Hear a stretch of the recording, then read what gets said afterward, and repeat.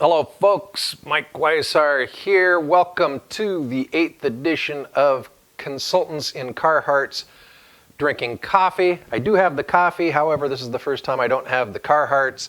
We're doing training for other companies in healthcare, so this is the more appropriate attire for that. But anyway, so you get the dressed up version today. Anyway, the coffee's hot. Hopefully you guys have yours. Let's dive right in. All right, 12/12/2020. 12/12/2020. It was a Saturday a couple of years back, and I used to be a smoker. And I'm sitting on the couch, I'm watching TV, it's kind of later in the evening, and I ran out of cigarettes. And I thought, well, got to get up, go down to the store, get some cigarettes. And then I thought, or I could quit. And I did. I can't tell you why. I don't know why. I don't know what happened. I haven't had one since, and I don't know what that was about. But I do know this. I've had that experience through life over and over and over again. Not close enough together, but many, many times. And I want to explain that for a minute.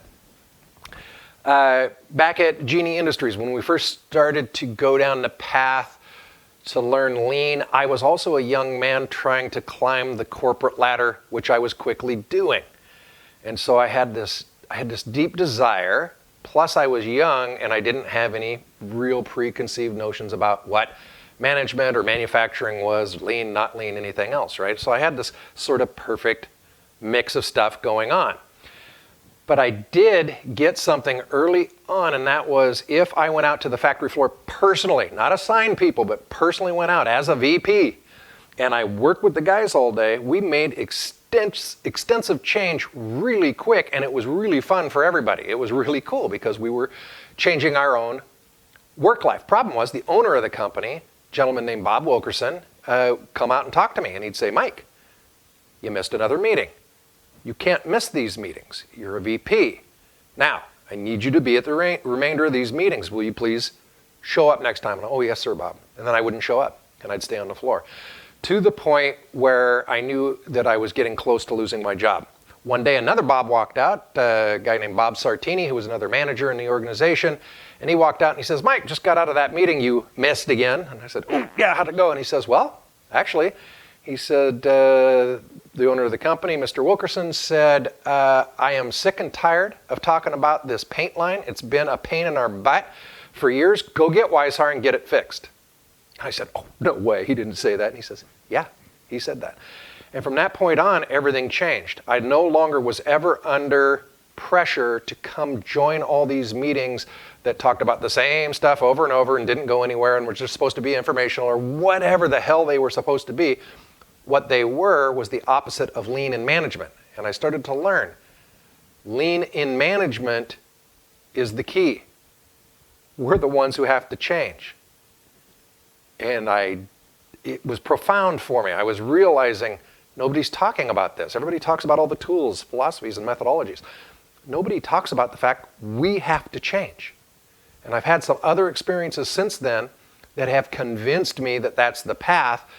And I wanted to pass that along to everybody today. So, you guys, many of you have heard the story, value-added versus non-value-added, right? So the value-added versus non-value-added story is first day, guy from Honda comes, I get to report to him.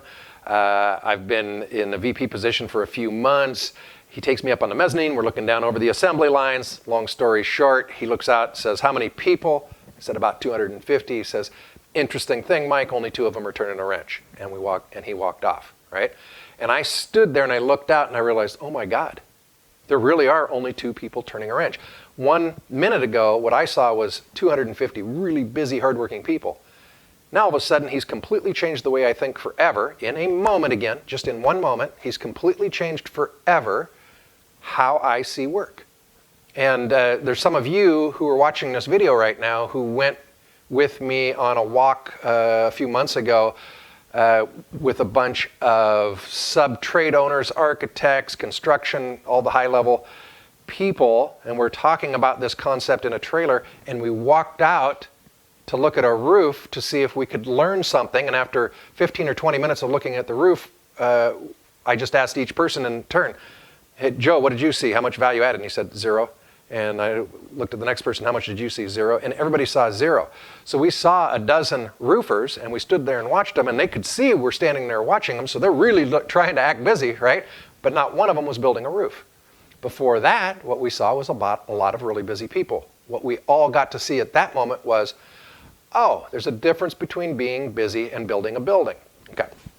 Value added versus non-value added, another profound change. Now all this is going to connect in a minute. And then we had the black book. So as I learned that discipline, the management team at Genie said, look, we want you to take profit and loss responsibility for an entire half of the company. All right? So I've got all engineering, customer service, I've got the purchasing department, all the manufacturing, all the assembly, right? All of it for the half of the company that built the booms. And a friend of mine had the other half of the company that built all the aluminum lifts where a single guy goes straight up and down. So, okay, first thing I did when I got to assembly is I noticed, well, we got a couple of $1 million a month in overtime. So I went and I got all these engineers reporting to me. I go get the engineers, I go get all my managers and leads, and I say, okay, guys, look, we're going to go down to the assembly line. We're going to all stand in each position on all these different assembly lines, in all the different positions on each assembly line, and we're going to write down everything they got to install, what order they're going to install it in, who's going to install it, what's first, what's second, get the bill of materials right, go. And everybody's, oh, I can't believe you're making us do this. We got all these meetings we're supposed to go to, and all this busy work we're supposed to do, and there's all these things we do every day, Mike, and we're mad. I'm like, got it, guys, but we got to get this done, and we're going to do it. And so we did. In a couple of weeks, we got it done. We took a guy named John Newman, and John, when you get to see this, hi, how's it going? And so John Newman knew every position on every line. He'd been there for quite a while. John's job, when we got done putting all this together, was to own that black book, and we called it the black book. It was just a 3-ring binder full of all the positions and everything everybody had to do in the order they had to do it in. We set up tack times for each line. So every time one of the lines was 15 minutes. Every 15 minutes, that line would shift one station, shift one station. If something went wrong while you were building your work, you could raise your hand and say something went wrong. John would run over. He would solve the problem for you, and you'd still shift in the 15 minutes. Okay? So that was the whole concept. The first guy who didn't raise his hand and we didn't shift got called to my office. I let him know, look, you can't get in trouble for something going wrong. Something went wrong. But it is completely against the rules if you don't raise your hand and allow us to fix it so that we can stick to our tack time. We clear? He says, yeah, clear. And I said, okay, and understand, I'll give you one more warning and I'll let you go if you keep doing it. And he's like, and everybody knew me there like, oh, okay, because that's what Mike's going to do if he says that's what he's going to do. And so everybody understood very specifically. Once standard work was set, you don't get to choose not to do it. You get to choose whether to work here or not. That's a choice. Everybody's got that freedom. But if you choose not to follow our standard work, you're also choosing not to work at our organization. Those are the same choice. And so the black book eliminated the $2 million worth of overtime. Okay? So now all these people, I tried to sit them down and say, look, I was nearly fired for being that guy who eliminated all that management non-value added stuff so I could be on the floor and fix things. It led me to the point that I knew this was the right thing to do, but now I had to pull a whole bunch of other people and sort of force them down that path. And then they were able to step back and say, okay, yeah, we still hate it because we're all backed up with work and things to that effect, but you're right, it eliminated $2 million a month in overtime. And if there's one thing that we were very aware of at that time, it's when you save $1, you get the whole dollar, right? If I earn $1, I get to keep 2 pennies, right? That's my profit. But if I save $1, I get to keep the whole dollar. That was a couple of $1 million right to our bottom line every month. So huge stuff. Fast forward a little further. Now, this is recently and in construction, so I want to bring this all back around to you guys. So this guy named Al, I'm working with just a while back, and he's on this very complex project. And the project is not going well. There's 40, 50 open RFIs, there's dozens of open change orders, there's issues that we don't even know what the issues are. So we put the last planner schedule to work. We get our task lists going. We start our OAEC process with our issues log. However, everybody dabbles in it. So this guy, Al, and the rest of his team They dabble with the process. And there was one guy, the project manager, who actively worked against it every moment of every day as hard as he could work against it. And I mean, like really hard. And so it just foundered until one day, for about 8 months, until one day Al had to leave. He had to, some things he had to go do personally for 6 weeks. And when he came back that next morning, he says, Mike, when I got back, I went to dinner last night with my project manager, and all he did was just tell me everything that's wrong with this job and with the company I work at. And he said, I realized I used to be the guy doing that with him. That's what we did all day, every day. We didn't do anything to fix it. We just literally were so wound up in it, we didn't do anything. And he says, so I'm done. He says, I'm not going to sit at my computer anymore. I'm not doing any more of the reports. Everybody can just kiss my behind. And I'm going to go do this LPS system. And we're going to do the task list, and we're going to work the OAEC process. And 6 weeks later, guys, 6 weeks on this very, very complex job, it completely turned around. We had 4 open RFIs in 6 weeks. All change orders were taken care of, and some of them were worth $500,000.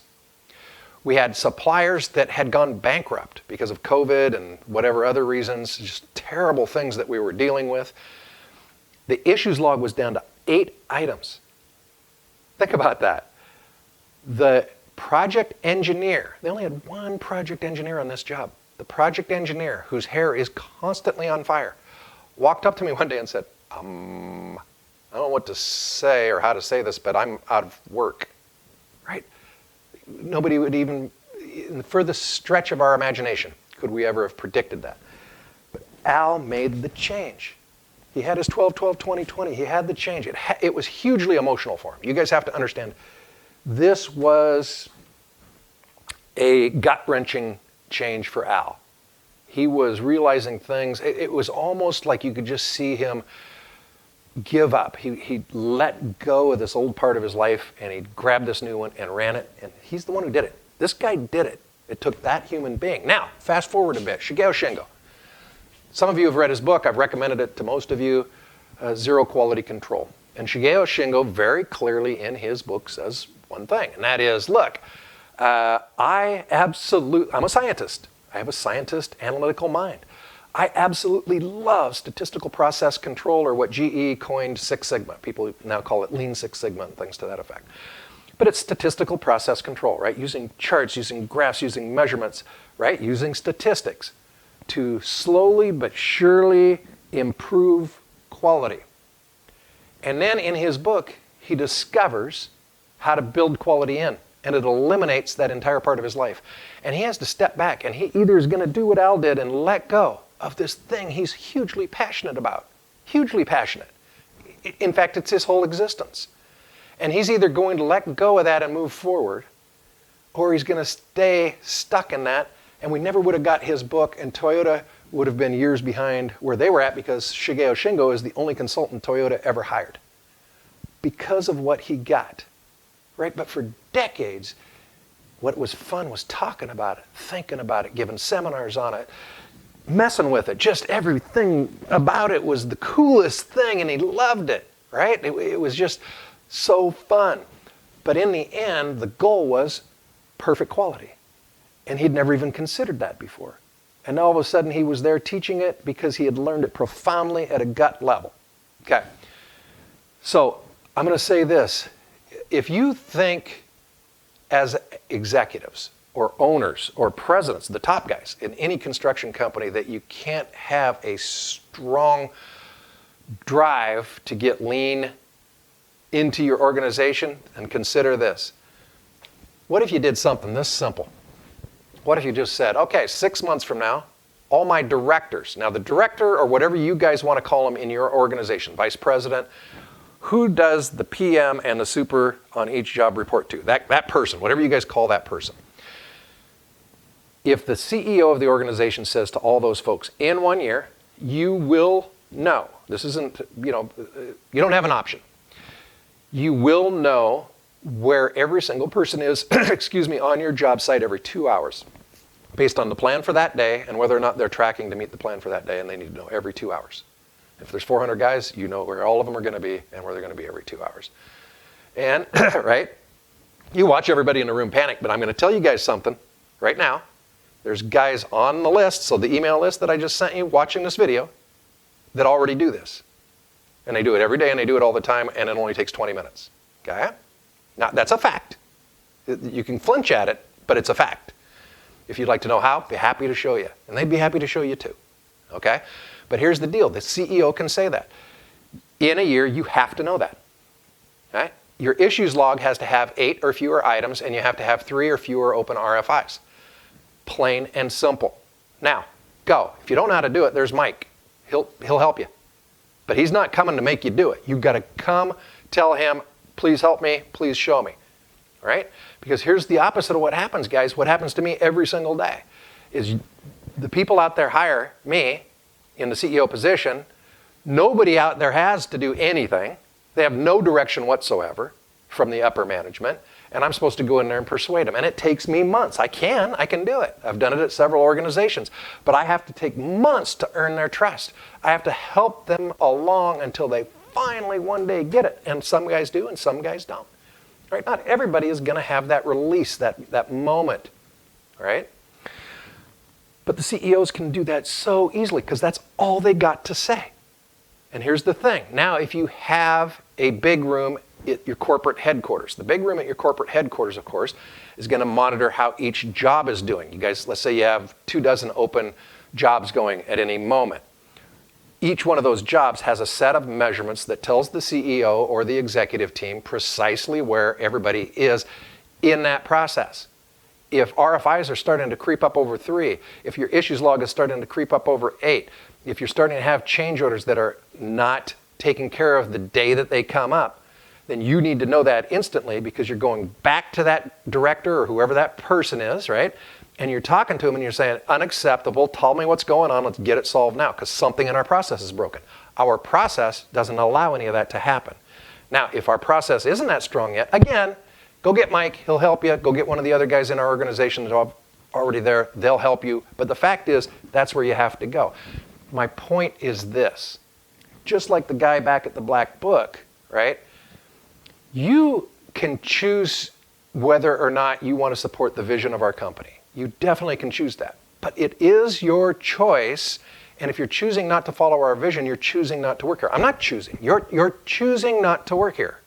Now, if you don't actually walk out the door, I may have to help you with that part, but you don't get to say, I don't buy whether or not that works, and I don't buy that we can get down to 3 RFIs or 8 items on the issues log or things to that effect. I don't buy any of that. You're welcome to not buy that. Please take that with you to your next company because the people who work in our organization have to support our vision. That's management's job, is to create a vision. Set the vision. Now, to execute, really all you have to do is say, look, I'm going to give you a couple, 3, 4 things that indicate to me whether or not you're executing that vision. That's the RFIs, the open issues, the change orders, right? All that stuff. All that tells me whether or not you're executing my vision. If you're not, we'll certainly help you. If it becomes apparent that you have a different vision, then that's okay too. You can take that with you to a company where your vision aligns. That's the freedom of a democracy. But I do expect everybody to execute my vision, right? That's easy things I can say and do to create a process inside my organization that guarantees we will go from the vision we set to realizing that vision. Okay, so as you go through all of this, you start to realize, look, a lot of this is breakthroughs in the way we think. But here's the deal, and I'm going to give you a big breakthrough now, hopefully, because you guys all already know this, but somebody saying out loud is probably kind of against the rules. And that is this, that person, that director, or whoever you guys call that person that the project manager and the superintendent report to, that person is the person responsible for the implementation of Lean on any project. It has to be. If you think about it for a moment, it has to be. Now here's the deal. Right now what it is those two people, the superintendent and the PM, right? And I know that's been sort of built that way into the culture for many years. But you know what? That's something that we get to, and we have to change. And the reason for that is that person has to be able to say, look, if I'm not executing the way I need to execute, then I need to put away all my meetings, forget all my emails, forget everything, and I need to go to that job site. And if I've got to be there 8 hours a day for the next few weeks, that's what I have to do. Whatever I have to do, I have to do. I've got to combine these things, right? Now, I don't want to be doing that my entire life, but when I have somebody who's having a problem, that's what I have to do, and I have to do it now, instantly, the moment it happened. I have to take responsibility. I have to be the person going out and finding out, because if my team is executing, none of those things are happening. I want to be clear. The first thing the Japanese taught us was we'd walk up to them and say, yes, this was going real good before, but now it's not. I don't know what happened. And I go, well, what part of the process aren't you following? And they go, well, I don't know, but it's just, we tried and it's not working. No, it worked for a while. Now it's not working. Something changed. You haven't found out what's changed. Why are you talking to me? Why did you come to me when you already know what I'm going to tell you is go tell me what changed? Go find out first and then come back and tell me. There's nothing to this. Just go find out and come back and tell me. Well, that's that guy. It's got to be, right? Because once it is, everybody will realize, look, this is where we are. This is our culture. You have to do this. If you don't, he's coming. He's going to be on site. And all he's going to do is find out we didn't follow the process. That's all he's going to do. Because that's the obvious issue that's going on, right? So it's a management, it's lean in management. The biggest breakthrough for any organization is in management. And yeah, you may have to take some risks like I did and like Al did and like others have done. But somebody in every organization is the person or some small group are the people that made the change. You have to step over that line, make that change, and let go of the old. And I'm telling you, folks, there is no doing this without being out on the job. All right? People constantly argue with me about what's going on the job when they're sitting in an office in hot corporate headquarters and I'm on the job 8 hours a day, all day. And I just think to myself, how can you possibly argue? I mean, I'm literally standing there watching every single step of what happens, and I can tell you precisely what's happening because I'm the only one in this meeting who's actually on the job site, right? Be that guy.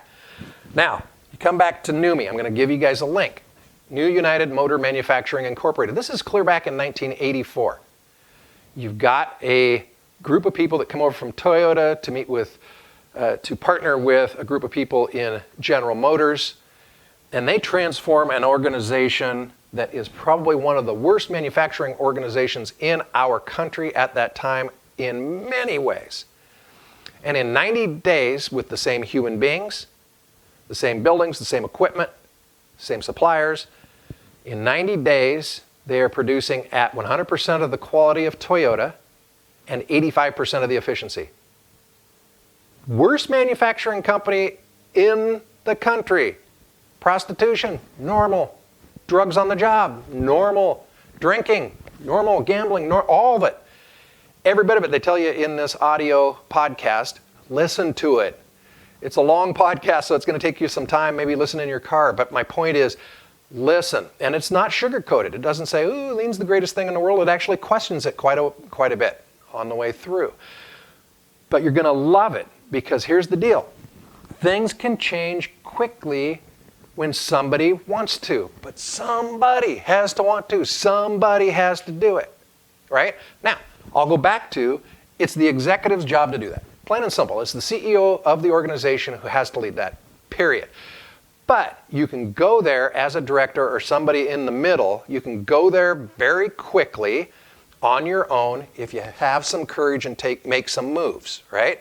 You're not going to transform the whole organization because that takes the CEO, but you'll transform a big part of it, and you may inspire them to take the next step, all right? Okay, I know this was a pretty intense one, guys, and it all got triggered from a text that I got from a client this morning. I was going to go down this path anyway, but he really triggered me because in his text, he said to me, I hope I'm doing the right things. And I'm like, Nick, you're doing the right things, man. The right thing was the moment you made the change. And you have. You've already done this. From there, the rest of it is just go to work, right? Once you've got this part, There is zero chance you're not going to completely transform your organization. But you had to do this part, and you already have. That's what got me headed down the path with the passion I have today, because all of you have to understand. We can go for years and decades, guys, and we can keep dabbling, and we can shigeo shingo this thing to death, right? But at some point, when this happens, you got to grab it. First of all, you got to recognize it. Then you got to grab it, own it, go. And better than that, be that guy. Be the guy who did it, especially everybody on this video, because you all want to. And what risk are any of us really taking, right? I mean, many of us are near retirement. What risk are we taking, right? And for the rest of us who aren't, it's the greatest adventure of life. I got to tell you, it's one of the greatest adventures I've ever gone through, because it never ends. I keep having these breakthroughs. And hell, I had one this morning that said, make this video, right? And it took a bunch of thoughts I had and put them together. It never quits happening. But you have to take that step over the threshold where you're no longer messing with it, and you move forward, all right? You dive in, and that's when the joy of the process really begins. Okay, so that was Consultants Drinking Coffee number 6. I think I better switch to decaf after this. And I hope you guys enjoyed it. I don't often get this wound up about it, but I am very passionate about the fact that the biggest change in lean is in management. All right, guys, we'll talk soon.